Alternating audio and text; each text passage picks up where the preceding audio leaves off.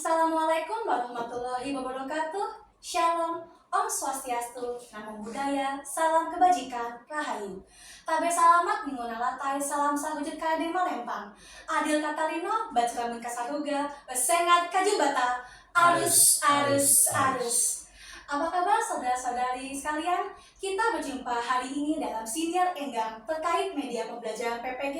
Di sini saya Stefani Aturusaya Ningtyas akan memandu siniar kita hari ini terkait bahasa Indonesia untuk keperluan akademik di era digital.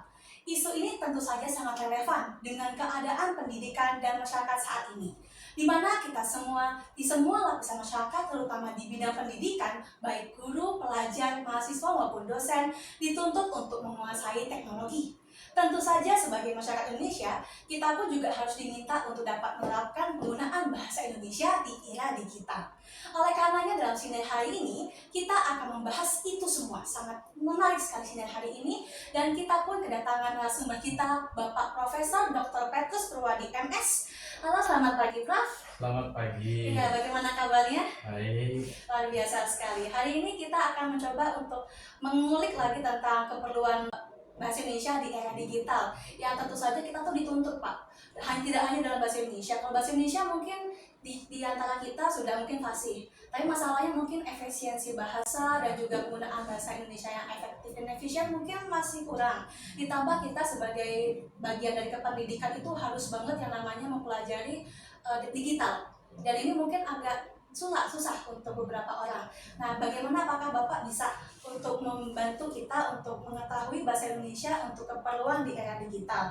Kalau yang saya tahu nih, kalau pengajar dan murid, kalau di kita mungkin dosen dan mahasiswa itu dituntut untuk selalu menggunakan teknologi yang semakin lama semakin canggih. Mungkin penonton di sini ada yang kebingungan dengan penggunaan bahasa Indonesia di era digital, terutama untuk keperluan akademik. Saya mau nanya dulu nih Prof, apa sih sebenarnya dimaksud dengan era digital itu? Ya, gini ya, sebenarnya konteks bahasa Indonesia untuk keperluan akademik di era digital itu luas sekali. Nah, tapi sebelum kita memahami apa saja keperluan di era penggunaan bahasa Indonesia di era digital ini, terutama keterkaitannya dengan dunia pendidikan, kita akan mulai dulu dengan perkembangan internet. Kita akan melihat bagaimana dunia berubah dari zaman batu dan sekarang menjadi zaman yang serba internet. Nah, dulu saya masih ingat betul ketika saya masih SD, saya sekolah dengan menggunakan batu tulis. Sekarang sudah tidak mengenal lagi kali. Ya. Jadi ketika itu setelah menulis kita hapus, hilang jejaknya. Ya. Kemudian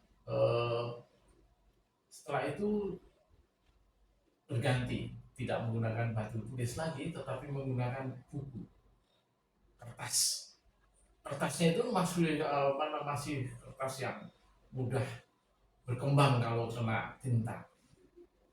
Dan sekarang itu pun sulit untuk didokumentasikan. Lalu berkembang ketika saya sudah menginjak SMP, SMA, saya menulis dengan mesin ketik.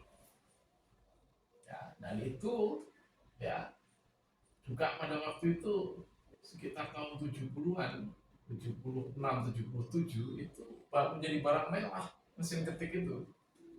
Barulah kemudian ya sampai sarjana saya masih menamatkan bahkan masih menulis skripsi itu dengan mesin ketik.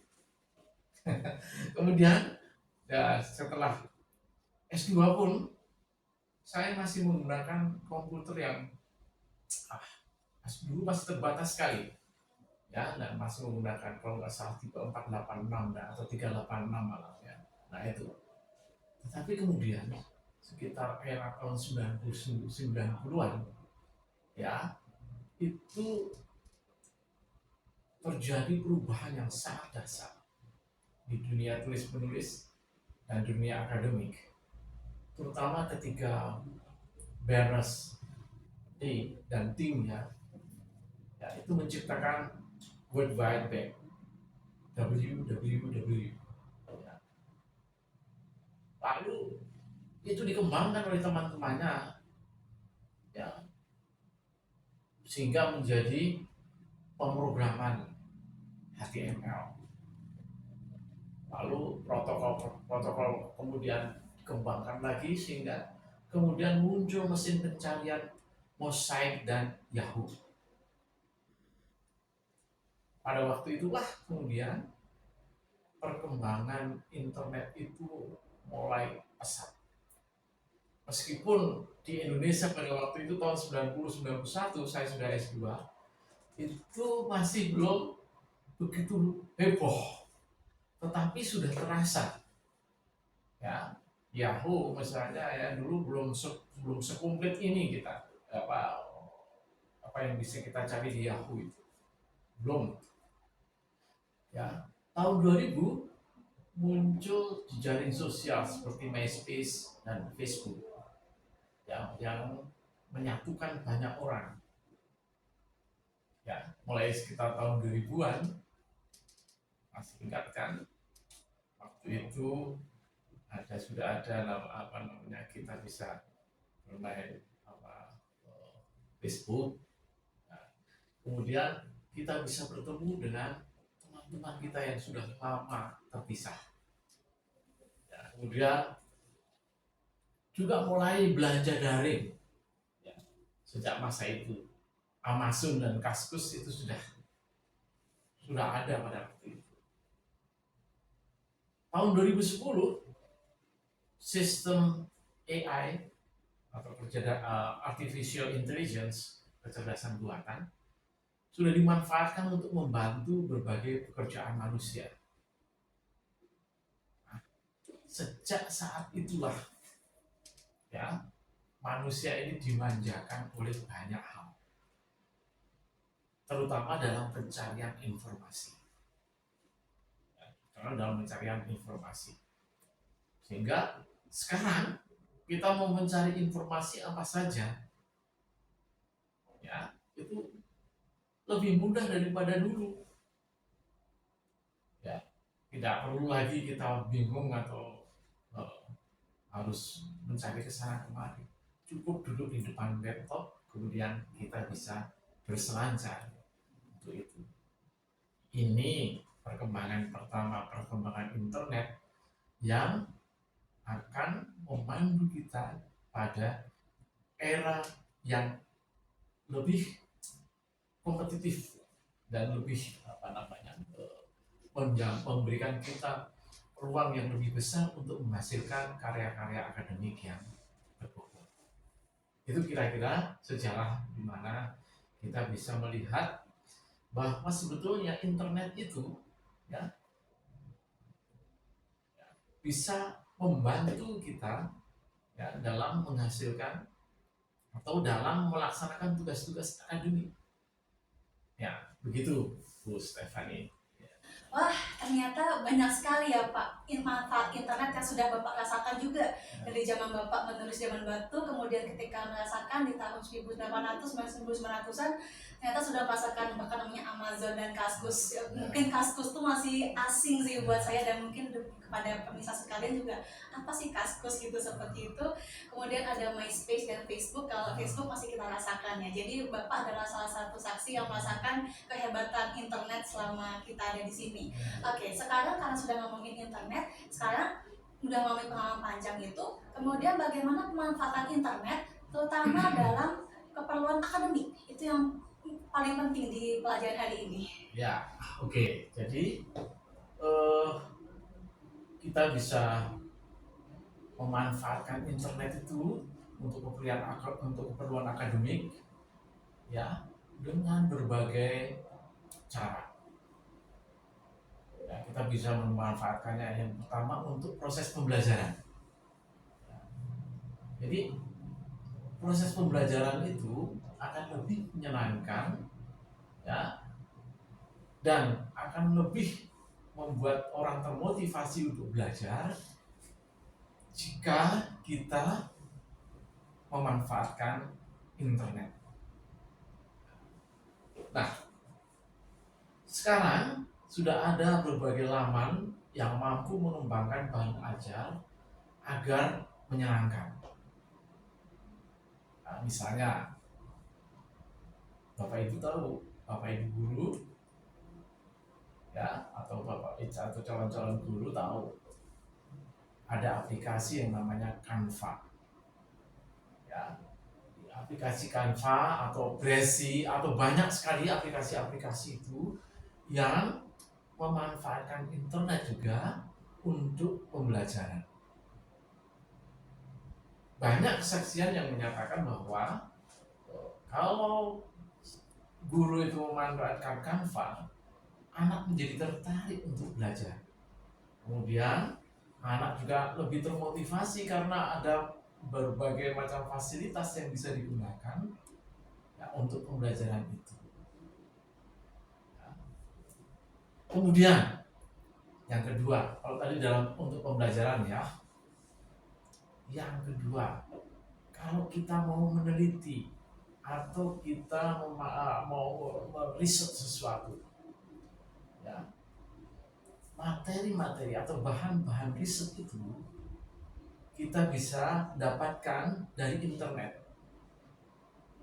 Sekarang betapa mudahnya mendapatkan literatur, mendapatkan acuan-acuan dari internet.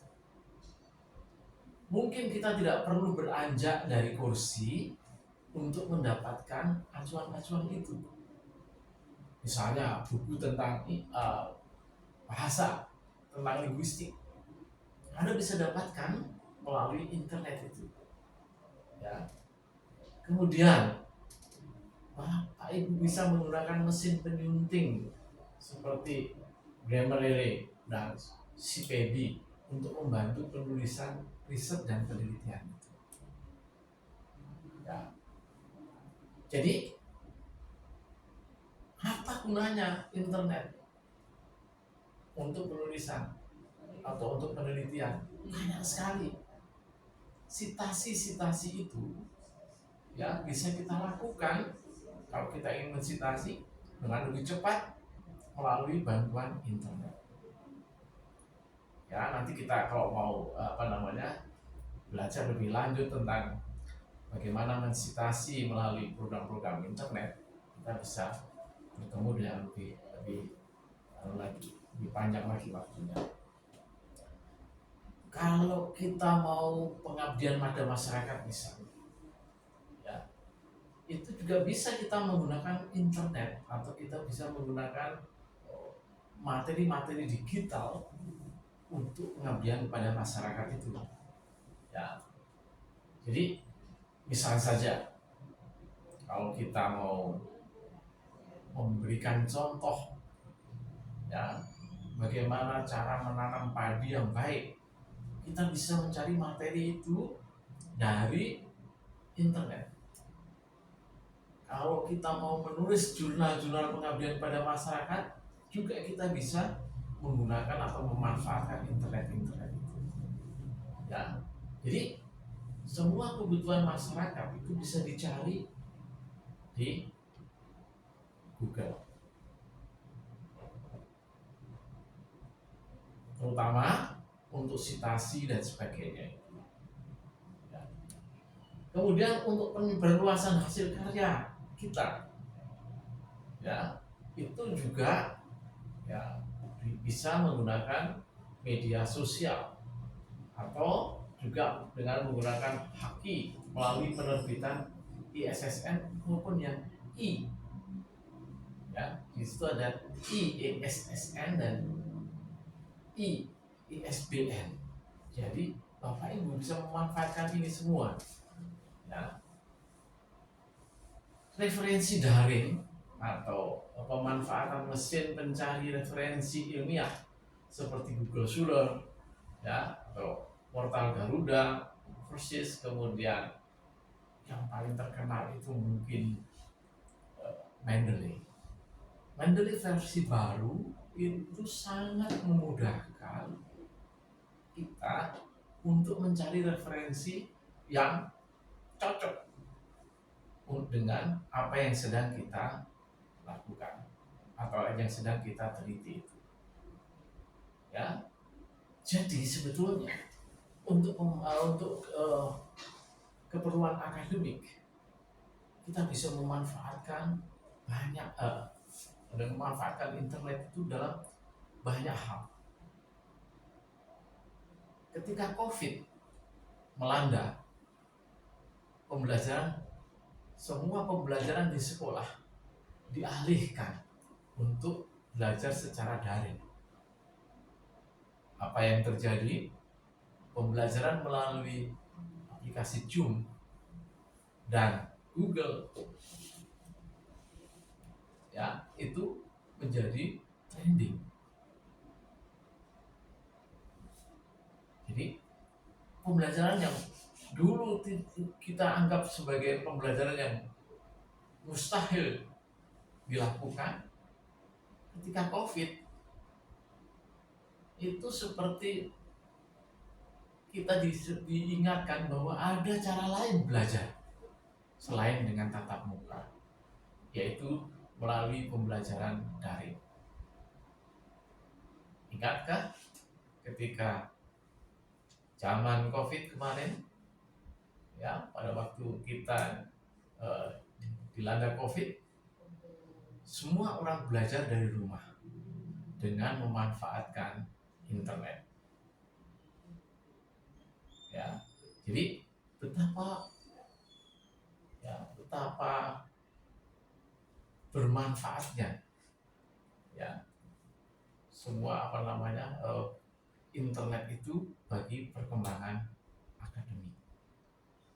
Oleh karena itu jangan merasa ini sebagai suatu hal yang sulit, tetapi justru ini menjadi tantangan untuk mengembangkan bahasa Indonesia untuk keperluan akademik. Gitu kira-kira. Wah, ternyata banyak sekali opsinya ya Prof. Untuk guru, bahkan calon guru, teman-teman yang dari PPG ini sudah sangat terbantu. Kita sudah pakai ada Canva, ada Prezi supaya nanti muridnya jadi pengen memperhatikan gurunya, seru pembelajaran itu. Dan kemudian kembali kita mengingat bahwa kita pernah terlanda COVID-19 di mana pembelajaran jadi susah banget mungkin.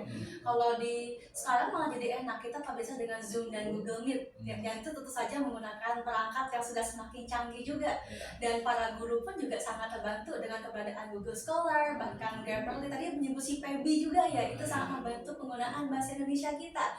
Nah, sekarang apakah mungkin ada alat bantu penulisan lain yang bisa digunakan, terutama dalam penulisan akademik? Soalnya untuk mengimbangi teknologi yang terus berkembang, tentunya kita juga harus menggunakan teknologi tersebut, terutama terkait keperluan akademik. Ada lagi nggak kira-kira? Ya, tentu saja ada banyak sekali alat dan aplikasi yang bisa membantu penulisan. Ya, kita ada KBBI dan Thesaurus. KBBI dan Thesaurus itu ada di dalam aplikasi yang bisa Bapak Ibu unduh di HP, ya di gawai Bapak Ibu. Ya, jadi di gawai saya ini ada KBBI-nya. Jadi kalau saya agak kesulitan saya buka gawai saya, ya itu lebih membantu saya lebih cepat menemukan sesuatu yang ingin saya cari daripada saya harus lari ke perpustakaan atau mencari kamus di mana-mana, ya. Dan jadi kita sangat dibantu ya dengan adanya aplikasi-aplikasi itu. Ya, aplikasi-aplikasi itu akan memberikan kita layanan yang sebetulnya tidak pernah kita bayangkan sebelumnya. Jadi begini, sekarang kita juga dihadapkan pada dunia AI, Artificial Intelligence, yang mungkin ini nanti akan menjadi tantangan baru bagi kita. Ya, apakah dunia akademik nanti bisa menerima AI itu? Ya, dengan dengan lapang dada, misalnya begini ya. Ada pertanyaan yang menarik beberapa hari yang lalu, misalnya apakah AI itu bisa diberi hak cipta, karena AI itu bisa menciptakan semuanya. Kita bisa minta dibuatkan paper dan sebagainya, bisa.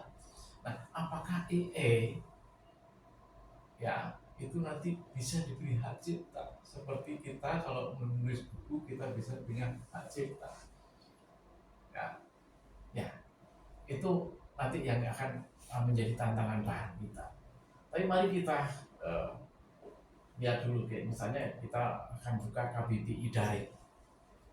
KBBI Daring ini dikembangkan Badan Pengembangan dan Pembinaan Bahasa dan dapat diakses melalui kbbi.kemdikbud.go.id. Dapat diunduh di Play Store dan App Store. Ya. Di situ ada berbagai fitur yang disediakan. Mau mencari kelas kata bisa, mencari kata-kata serapan bisa, ya, mencari kata yang sesuai dengan ragam bahasa ada, mencari kata sesuai dengan bidang keilmuan ada.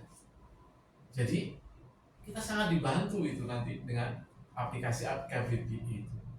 Nah, yang kedua, Thesaurus. Thesaurus ini juga dikembangkan oleh Badan Pengembangan dan Pembinaan Bahasa. Ya, ini terinspirasi Thesaurus Project yang membuat kata dengan relasi maknanya. Nah, ini juga dapat diakses melalui thesaurus.kemdikbud.go.id. Untuk apa ini? Ini untuk memudahkan pencarian rujukan, pertalian atau hubungan kata dalam bahasa Indonesia. Ya. Kemudian ada referensi dalam MS Word. Ya, apa ini referensi? Kalau ya kamu Bapak Ibu buka MS Word itu ada fitur referensi dalam MS Word. Ya, itu bisa memudahkan Bapak Ibu menulis.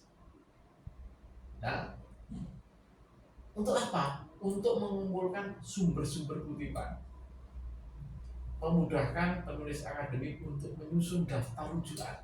Ini mirip-mirip Mendeley ya, Stefani ya, ini mirip-mirip Mendeley.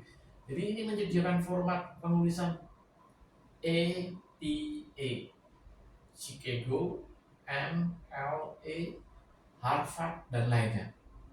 Jadi ini mirip-mirip Mendeley ya. Jadi kita bisa punya pilihan lain selain Mendeley, yaitu dengan referensi dalam MS begitu. Bagaimana nanti mempraktikannya ini, nanti kita tentu kita harus punya waktu yang lebih panjang lagi. Ya. Berikutnya ada ya kalau Bapak Ibu nanti bisa memanfaatkan Mendeley yang baru, itu lebih gampang lagi mencari referensi. Mirip-mirip dengan MS Word ini, tapi Mendeley yang baru ini agak lebih singkat dan lebih cepat kita mencari referensi yang sesuai dengan apa yang akan kita tulis itu. Ya, begitu, Oke, luar biasa ya Prof. Tadi saya tuh kebayang Prof waktu saya SD itu tuh kami harus disuruh mempunyai KBBI yang buku yang tebal itu, ditambah kamus bahasa Inggris, ditambah dulu saya ingat UUD 45. Jadi referensi yang itu tuh harus pakai buku. Sekarang KBBI malah daring, nggak hanya di laptop, bisa juga di HP, di gawai, bisa dibawa kemana saja dan sangat ringkas ya, bisa langsung cari kata-katanya termasuk kelas kata, ragam bahasa dan sebagainya. Kemudian juga ada Thesaurus, karena kita bahasa Indonesia-nya harus yang keperluan akademik, tentu saja pertalian antar kata itu harus sesuai. Jadi mau sangat dimudahkan. Yang paling luar biasa dalam penulisan akademik adalah MS Word ya. Di MS Word itu sudah sangat disediakan referensi, tapi juga ternyata ada opsi satu lagi adalah Mendeley. Ya, kalau saya kebetulan sudah tahu Mendeley, tapi mungkin saudara-saudara di sini mungkin belum terbiasa. Nanti apabila ada kesempatan berikutnya melalui sinar enggang ini, kita bisa membahas apa itu Mendeley dan juga referensi dalam Microsoft Word yang bisa kita latih supaya saudara-saudara di sini bisa terlatih untuk menulis dalam era akademik di keperluan digital sekarang ini. Luar biasa sekali. Baik, terima kasih untuk Bapak Profesor Dr. Petrus Purwadi MS untuk hari ini, sangat luar biasa sehingga kita dapat mengetahui bahasa Indonesia untuk keperluan akademik di era digital. Saya selaku moderator di sini pamit undur diri. Terima kasih dan sampai berjumpa lagi di siniar Enggang berikutnya. Terima kasih. Salam. Selamat pagi. Salam. Ya.